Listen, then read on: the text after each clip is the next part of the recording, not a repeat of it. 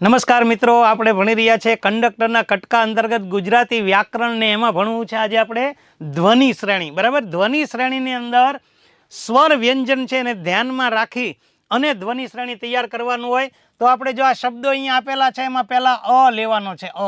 અ ની સાથે કોઈ બીજો સ્વર ન હોય કારણ કે અ પોતે જ સ્વર છે. પછી આવશે આમાં સ. બરાબર, સ ની સાથે પછી ત છે, ત, અને ત સાથે છે આ હસ્વ ઈ. બરાબર મિત્રો, સ્વર છે એ પૂર્ણ હોય એટલે આ પૂર્ણ છે અને વ્યંજન છે હલંત હોય એટલે આને હલંત કરવાના હોય ધ્વનિ શ્રેણીમાં. બરાબર છે. પછી આપણે જોઈએ આ ત આવશે, ત હલંત છે જ તે. પછી આવશે એની સાથે વ, અને વ ની સાથે પાછો સ્વર કયો છે અ. તો અસ્તિત્વના ધ્વનિ શ્રેણી આ રીતે છૂટા પડશે. બરાબર. પછી છે બીજો શબ્દ છે નિર્દોષ, તો એમાં છે ન ની સાથે છે હસ્વ ઈ. બરાબર, ન હલંત કરવાનો, હસ્વ ઈ સ્વર છે. પછી એની સાથે ર બોલાય છે એટલે આ ર છે ઉપર રેપ સ્વરૂપે, એ એની સાથે પછી આવશે ર. પછી આવશે દ ની સાથે આવશે શું ઓ. બરાબર, દ હલંત કર્યો, ઓ છે એ સ્વર છે. પછી આવશે શ છે એ હલંત આવશે ને એમાં આવશે અ. રેડી?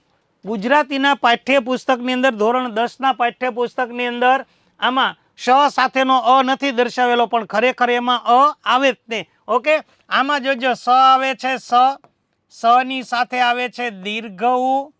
બરાબર, દીર્ઘ ઉ પછી ર બોલાય છે, સુર એટલે ર આવશે. પછી આવશે ય, અને ય ની સાથે આવશે શું અ. આમ આવશે. આમાં ક્ષ છે જે ક્ષ, તો એમાં ક્ષ કોનો બને તો કે ક અને શ નો. આ બે મળી અને ક્ષ બને. બરાબર, પછી એની સાથે આવશે અ પછી આવશે મ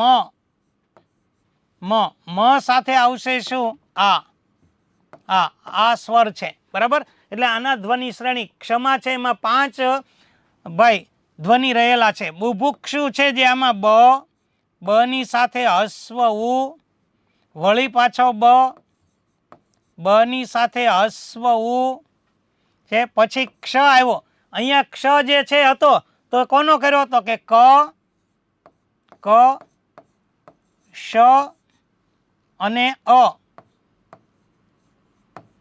આમ થયું. બરાબર, બુભુક.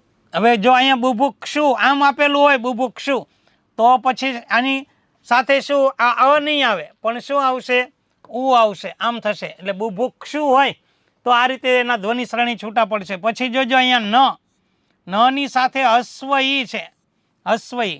પછી આવે છે જે આ છે એ આ શ છે, શ. બરાબર, એટલે શ આવશે. એની સાથે આ છે, આ એ ચ છે એટલે ચ આવશે. ચ સાથે અ આવશે, અ. પછી આવશે ય, અને ય સાથે આવશે અ. તો ધ્વનિ છૂટા પાડતી વખતે મિત્રો ધ્યાનમાં એ રાખવાનું છે કે સ્વર વ્યંજન હોય એમાં જો સ્વર હોય તો પહેલા લઈ લેવાનો, વ્યંજન હોય તો વ્યંજન પહેલા લેવાનો, એની સાથેનો સ્વર પછી લેવાનો. ધ્વનિ આ રીતે છૂટા પડશે. બરાબર, આવા અન્ય વિડીયો જોવા માટે થઈને મિત્રો અભ્યમ ગ્રુપના જે કંડક્ટર શોર્ટ મૂકવામાં આવે છે એ તમે જોતા રહેશો અને ફોલો કરતા રહેશો.